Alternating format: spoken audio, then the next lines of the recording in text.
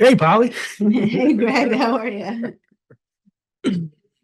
So today we have something kind of old, something kind of new coming up. Oh yeah, what was that? So you remember way back when we had Smokescreen and we had Dr. Phelan here. Yeah. Well, today we have the CEO of Playbl, Kirby Salerno here. And he's going to be talking about a new type of video game intervention called Refresh. Oh, all right. So this one's a step up from the smoke screen. This one really focuses it in on vaping and for I believe it's at risk youth or maybe for youth who may have been caught in school Mm-hmm. vaping. So yeah, it's a new alternative plan that they have, an alternative to suspension. Oh, nice. Good. Yeah, That was so good to hear. we'll hear more about that without further ado. Or with further ado, maybe. Joining us today on the Totally Preventable podcast, we have Kirby Salerno, the CEO of Playbl. Kirby, how you doing today? I'm doing well. Thanks, Greg. Thanks for having me. My pleasure. My pleasure. To start things off, can you tell us a little bit about yourself and how you got to where you are today? Yeah, sure. So I am the CEO of Playbl, and Playbl is a an organization that spun out of Yale University School of Medicine, founded by Dr. Lynn Feline, who is a physician researcher and was on the faculty of Yale for many years, is now on the faculty of the Dartmouth Geisel School of Medicine in Hanover, New Hampshire. Um, but while at Yale, she founded the Play to Prevent Lab, which is a lab that built behavioral health video games, continues to do that work, and has published 25 studies in peer-reviewed journals on the efficacy of those interventions. And our job at Playbl is to take those interventions effectively from the lab, if you will, and bring them to the classroom, so to speak. And classroom is loosely defined. It could be formal classrooms in schools, or it could be after-school programs or community-based organizations that are youth serving. And so, yeah, that is our job and our mission. And my background is many years of working in education technology to scale innovative new programs and technologies in schools. So Awesome. So today we are here to talk about Refresh, which is one of the new systems that are out. So Refresh combines motivational interviewing, cognitive behavioral therapy, dialectical behavioral therapy, behavioral activation, and resilience training. How do these therapeutic modalities synergize within the program to address adolescent vaping behaviors? yeah, just a really kind of high level on Refresh. It is a tier two alternative to suspension program for vaping nicotine specifically.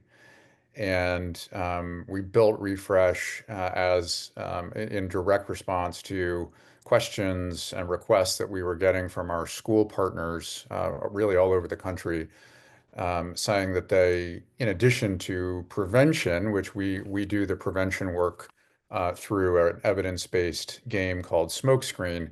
In addition to prevention, they were struggling with how to deal with kids who had been caught vaping, who'd been identified with vaping related behaviors and in many cases were addicted to nicotine.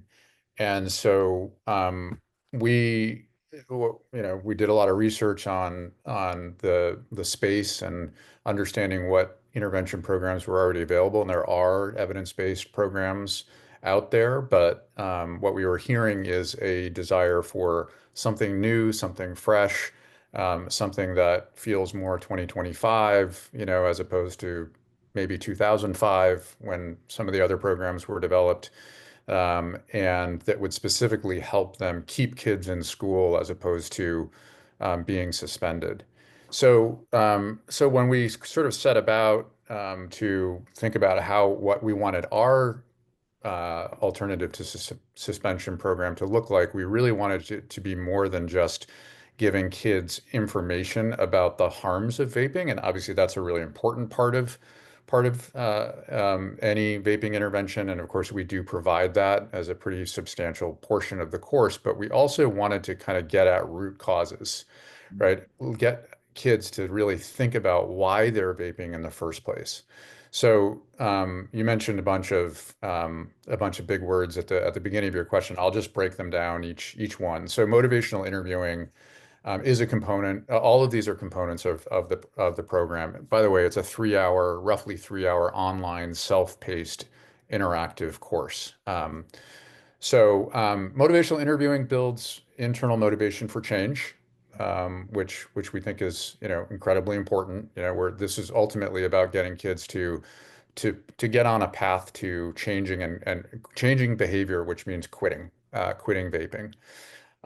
Cognitive behavioral therapy and dialectical behavior therapy, both offer practical research-based tools to reframe thoughts and manage emotions and cravings. So obviously super important to get kids to think about reframing negative thoughts and finding alternatives to vapings, right? And managing those emotions. Most vaping happens as a result of anxiety or difficulties in a social or home environment, and we really want to sort of get at the root of that. Behavioral activation helps students replace vaping with healthier habits. So we provide lots of exercises to get kids to think about, other things that they can do besides vaping that would have a similar result of, reducing anxiety or increasing their sleep or, those types of things.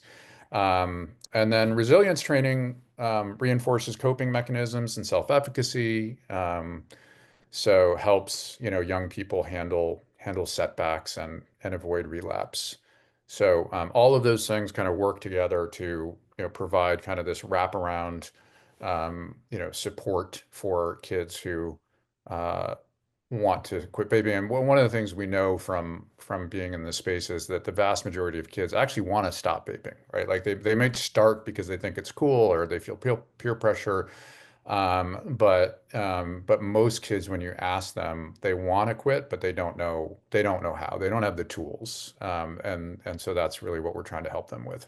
Awesome.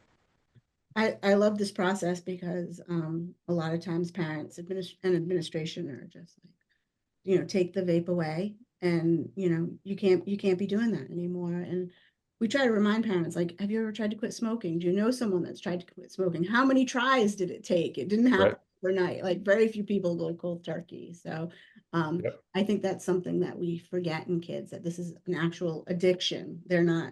They may have started it for fun or because of peer pressure, but most of them are addicted, and they can't just quit just because they want to. So Yep. Absolutely. the program is grounded in the 5 A's: clinical framework, ask, advise, assess, assist, and arrange. Could you elaborate on how Refresh uses each of these steps to facilitate behavioral change?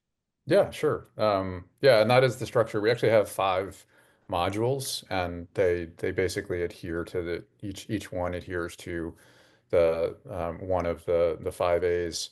So the first one is ask, and we're encouraging students to explore the personal reasons for vaping through reflection and peer stories. So we have embedded videos of peers sharing their vaping stories or vaping journeys. An example of that is the FDA's the Real Cost video series. And so that's the first one is ask. Advise is, we're delivering clear evidence-based information about the risks of vaping. Advising students, informing students, youth about the risks and the harms associated with vaping, what it actually does to your body, what does it do to your heart, what does it do to your lungs, what does it do to your brain. So that's number two. Assess is helping students evaluate their readiness to change and understand behavioral triggers. Um, Assist is the fourth one, which is providing step-by-step strategies and coping tools to reduce or quit vaping. And again, that's understanding that, kids want to quit, but they just don't have the wherewithal, the tools, to do that and to follow through and overcome the difficulties of withdrawal. I mean, I think if you've ever been addicted to a substance and you've tried to get off of it, you know how challenging that can be to sort of push through those really uncomfortable physical effects. And but so that's really important to prepare youth for that and provide them with strategies to overcome that. And then lastly is a range, which is, kind of like executive functioning, right? So connecting students with ongoing resources and support, including how to talk to adults and seek help. And one of the things that we do, and this came directly from a recommendation from schools that we worked with, is we provide a quit plan journal at the end of the course that we recommend students and counselors or a trusted adult work on together for a couple of weeks after they finish the course, to put everything together down on paper about how they're actually going to go about the process of getting help and quitting. Um, so yeah, that hopefully kind of explains how we use the 5 A's. That's great. I like that, sort of like a wraparound service. Mhm. After you completed it, then you do that journal. And that's for a couple of weeks check-in, you said? Yeah, we recommend and many schools have a process already in place, for students to meet with counselors. Might be once or twice a week for several weeks after their infraction. And so what we're doing is basically providing them with a work product, like an artifact, a document that they can work on together during those one-on-one sessions, that pulls information and knowledge that students gained from taking the course into a graphic organizer, essentially, right? And then they can use that together to put a plan together to actually move towards quitting. Now, you said these are refreshes mainly for those who have been caught. So it's a possibility of addiction there. How does refresh specifically cater to the needs of someone who may be addicted to nicotine? Yeah, well, I just want to be clear. This is not a cessation program, right? So we point toward cessation programs. And there's all kinds of different things. There's nicotine patches, there's apps, there's sort of gamified ways to quit vaping, and that's not what we're trying to do here. What we're doing is providing education as a first level, a non-punitive response to a student who has been identified with a vaping issue. Um, and keeping them in school, reducing the amount of time that they're being suspended. We know, and literally every educator we speak to knows exactly what happens when you suspend a student for vaping. They go home and they vape. Right. So the idea that, sending them home is a good response that's likely to help that student is is silly, and everybody knows it is. But that is the traditional response. And schools, in addition to, what I would say is that schools need to really think about, and many are in the process of thinking about their rules, and their procedures, and modifying those rules and procedures to um, focus more on restorative practices and less on sort of purely punitive measures like suspensions. So for one, we're keeping kids in school, which we think is really important. And we are also providing really critical research-based education to those students that is directly related to their issue, their infraction. Mhm. Um, and we think that's really important. So we're informing them and educating them about the behavior and why it's important for them to change that behavior. And then, as I said, we're providing them with tools and resources to actually get help. Um, and and we're doing it, I would say, in a format that speaks to kids, right? It's digital, it's modular, it's engaging, it's interactive. And there are, we introduced characters to them throughout the course, and each character has they're animated characters that look, they're a broad swath of kids who come from different backgrounds and have different interests. And all of the common thread through all of them is they're all struggling with vaping to one extent or another.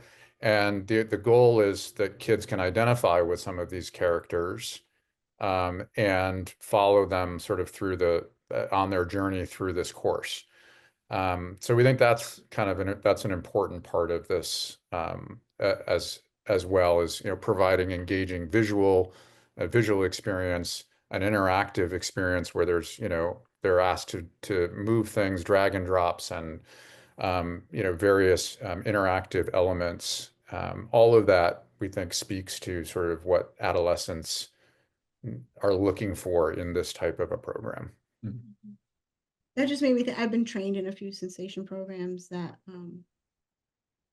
claim or advise that kids do programs with other kids so they can hear what they're experiencing. And so that's interesting that the characters are going through the experience. So the characters, even though they're characters, are the other kids that are having this experience in a much easier way than trying to get 10 kids together at the same time, right? Right, which can be challenging, right? Yes, yeah. Logistically, yeah. Yeah, right. And that's interesting.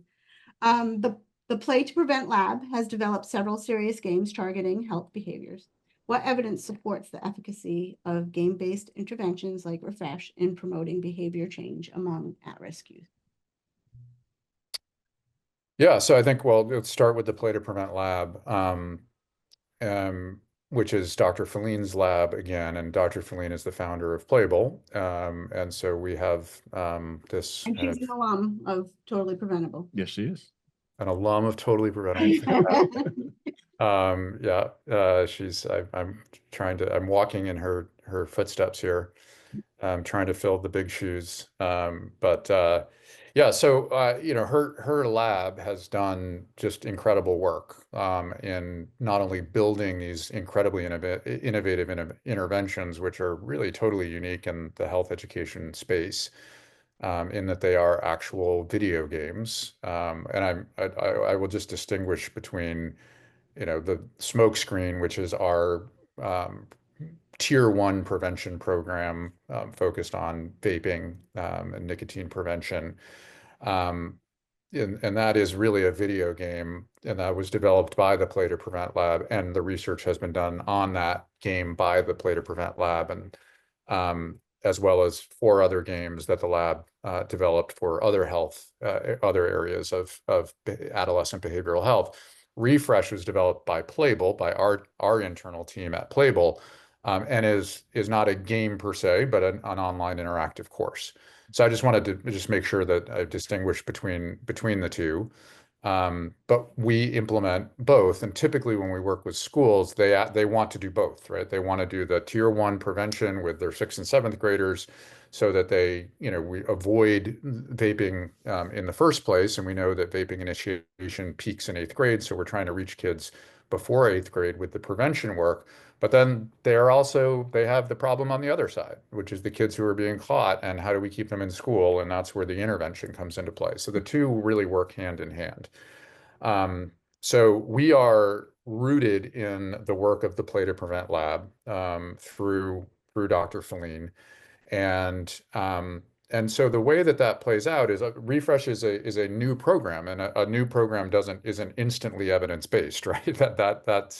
That doesn't make any sense. It is evidence informed, deeply evidence informed, in the sort of research basis behind why we built the program the way that we did. But in order for it to be evidence-based, you've got to collect data and you've got to publish that data, right? And so what we have baked into Refresh is a data collection mechanism.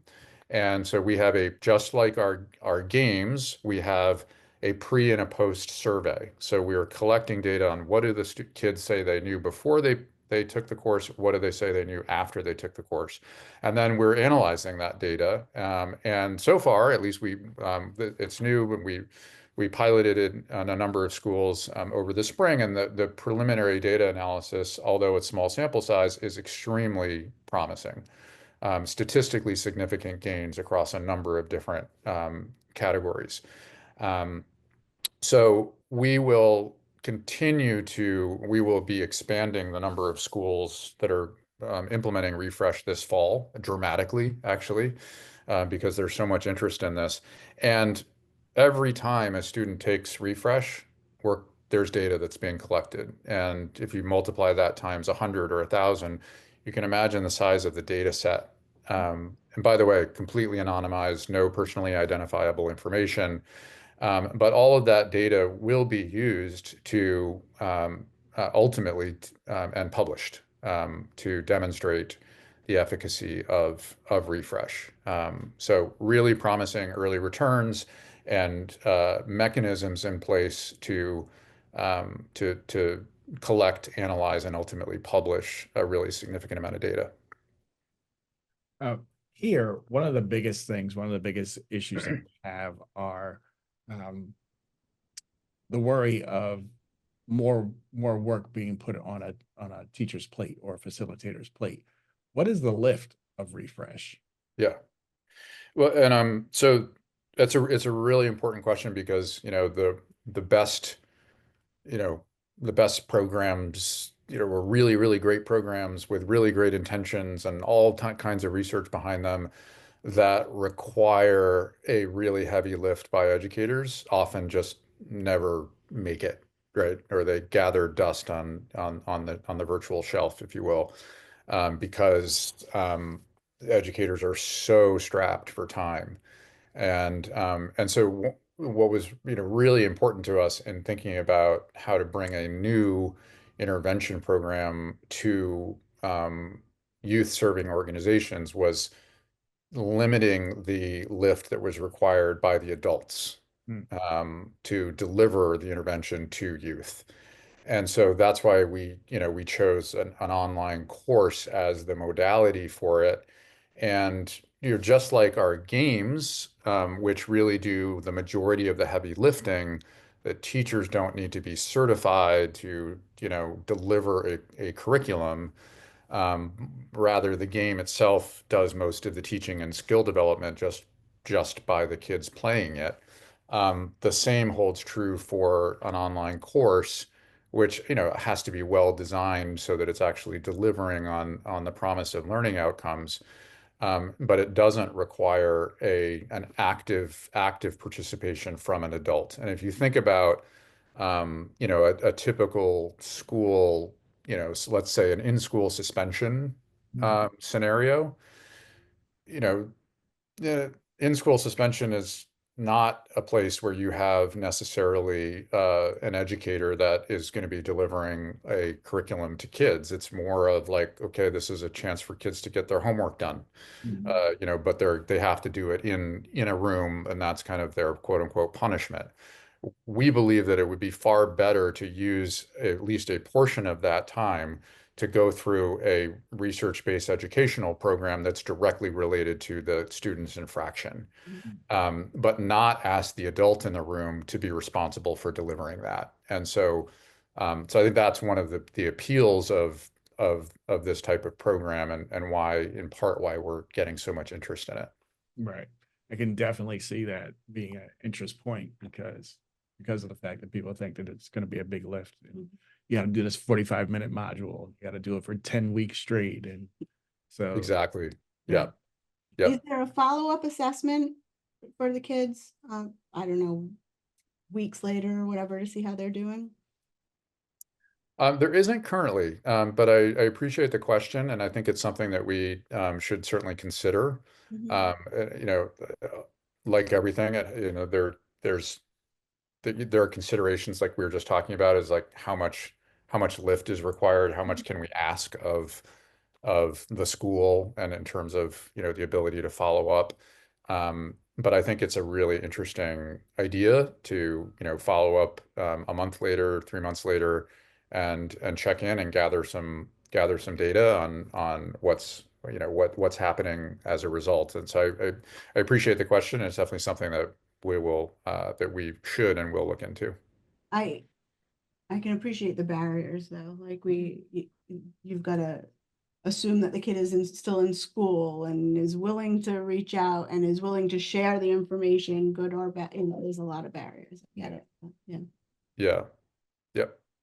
Is there a specific or a target age that refresh is made for? Or Yeah. grade? So where smokescreen is targeted toward the sort of roughly fifth to seventh graders, we targeted um, refresh more to eighth grade and up. Um, doesn't mean you couldn't use it with seventh graders, but I think it's probably a bit advanced for anything below seventh grade. But again, thinking about where, vaping initiation peaking in eighth grade, and that, what we hear from school, unfortunately, we hear about kids as young as like third grade being caught with vapes on the playground, right? But, you know, the norm is that kids are being caught in sort of the later middle school years and into high school. And so that's really the age range that we built the course for. Is refresh something that a school or an organization like ours could purchase seats for, or is it a subscription based by the year? How does it work? Yeah, so it's both. Both are possible, and it does depend on typically the type of organization. And we work directly with schools, but we also work with community-based organizations that may work with schools or may run, after school programs, or other scenarios where they're working with kids. And so for school-based, we're working directly with the school. It is a subscription, an annual subscription, and it's a flat fee. And to be transparent, it's $1,500 for an annual subscription for a school. Mhm. And that includes unlimited logins. It includes the minimal but helpful orientation for the educators or the administrators that will be implementing the program. The pre and the post survey data collection and analysis, and tech support to the extent that it's required. It's an online program that any device connected to Wi-Fi, with a browser is able to access it. There aren't a lot of tech support issues, but all of those services are provided under that sort of umbrella annual subscription fee. For organizations where the school-based subscription doesn't make as much sense, but rather it's like, okay, well, as an organization, we work with 200 kids per year, then we can provide per seat or per student pricing, Mhm. which starts at $20 per youth and comes down with volume. Mhm. Wow. That's great. Yes. So refresh the low or minimal lift is a great grab for teachers. Mhm. What would you say would be a great grab for the youth? What do you when speak as if you were that facilitator, as if you were that teacher trying to convince a youth that this is going to be something that's going to help them or assist them in their journey? What would you say? Yeah, I appreciate the question. It's interesting. There's a difference between something that's, prevention and intervention, right? So intervention is and an alternative to suspension specifically is something that typically is required for the youth to do. And So it's not optional. Um, and that said, I think that it's important for youth that are required to take refresh to understand that it is rooted in research, right? That there is intent behind every part of the program. And I think that, one of the things that we do is provide some materials to the educators or the administrators to read aloud to the students at the start when they begin, right before they begin the course. And in that read aloud, it's providing some information about the course, what they can expect to see in the course, and why those elements are in the course. Like when you're, a youth and you start you've been caught vaping, let's say, and you're now required to go through this alternative to suspension program, and that program starts talking about reframing negative thoughts. Mhm. You might be like, why about reframing negative thoughts? I just got caught vaping. So what does this have to do with that, right? And the course itself explains the connection, right? But I think that but it's important for educators, the adults, to be able to explain some of those things that the kids are going to see as they're going through it, and help them understand the connections. Some of those therapeutic techniques, right? The very first question that you asked. Why are we asking them to do that? Why do we mention deep breathing exercises? Mhm. Why would we do that? What does that have to do with vaping? Well, it has everything to do with reducing anxiety, right? Right. And anxiety is a major reason why kids vape, and unfortunately, vaping exacerbates anxiety, right? So it would be a lot easier if the course was just all about the effect of vaping on your heart, lungs, and brain. But that would be missing a huge component of what we think is important. So anyway, I don't know if that answered your question, Yes, but it does. Thank you.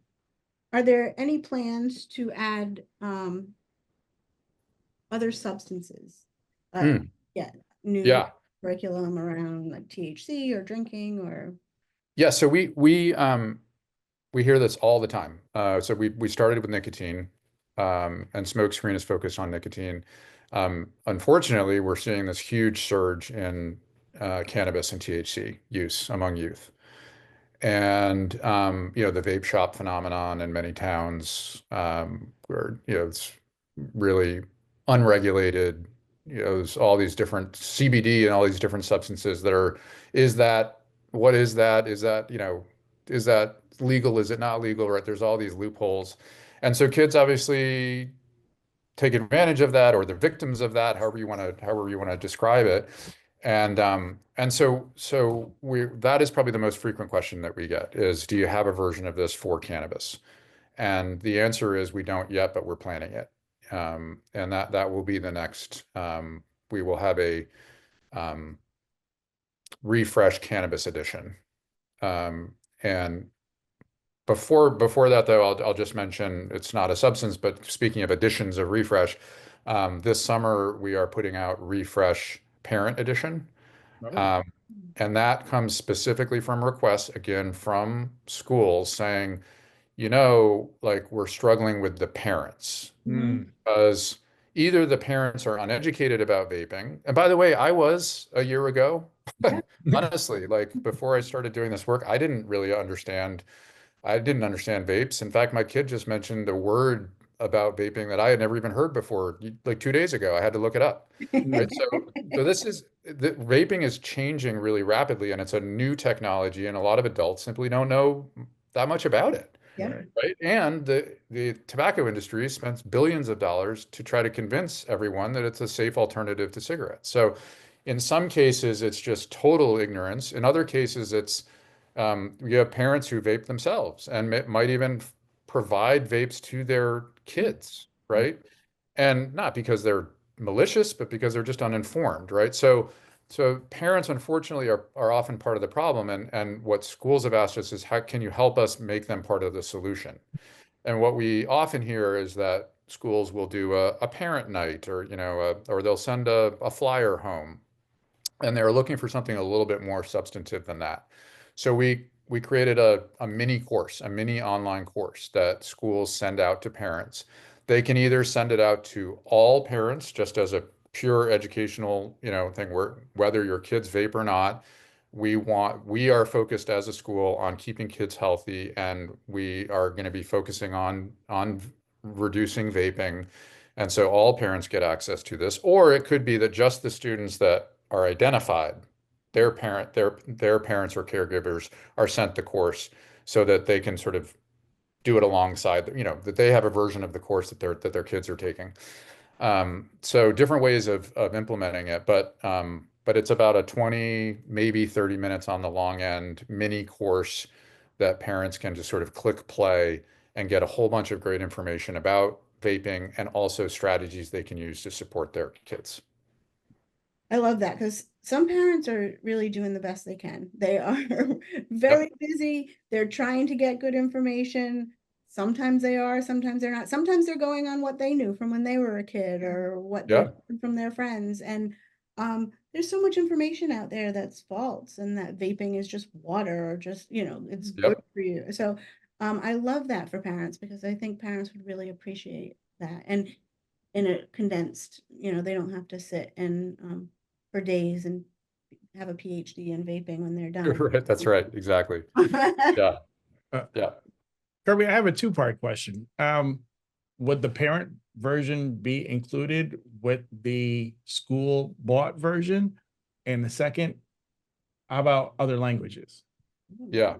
So yes, included along with the school subscription, and the we have plans for refresh parent edition in Spanish, Oh, okay. um, and probably Portuguese as well. I live in the Boston area, and there's a very large Portuguese speaking population up here, and we've had some requests for refresh Portuguese. But certainly Spanish will be the sort of first language that we roll out, and hope the plan would be for this fall. Wow. Awesome. This is great. This has been great information. Greg gave me a little rundown of what was going on, but he did not inform me like this. Much like he inform you about me. Right. I just dangle the bait. That's all I do. Yeah. I love this because while we are prevention, we do realize that once kids get hooked, they're hooked, and we need to not be punishing them, looking for a better way out for them. So I love this. So Kirby, for anyone who's listening or viewing, what's the best way to get in contact or best way to hear or learn more about Refresh? Yeah. Well, first thing I want to say is that as much as we know that vaping and nicotine use is totally preventable. See what I did there? Yeah. Do we do? We like it. Yeah, we know that some kids fall through the cracks, right? And even with the best prevention efforts and best prevention programs, there are going to be kids that that end up engaging in behaviors that we wish they wouldn't, right? And so we need to acknowledge that and make sure that we've got really good, engaging, research-based materials to help those kids to change course and make better, healthier choices moving forward. So you can find information about all of our programs at playbl.com. That's Playbl.com. By the way, I'll just say Playbl. People often ask, what? Playbl? What does that mean? It's the word play and able stuck together. So able mind and able bodied, and the notion that play is a way to encourage and ensure able minds and able bodies. So Playbl, Playbl.com. Can reach out to me directly if you'd like, Kirby at Playbl.com, Kirby at Playbl.com. Yeah, and those are probably the best ways to reach out. This has been great. Thank you so much, Kirby. Thank you. It was great to meet you and learn all about Refresh. Thank you guys. I really appreciate you having me on the pod. Have a great rest of your day. Yeah, you too guys. All right, take care. Bye-bye. Bye-bye.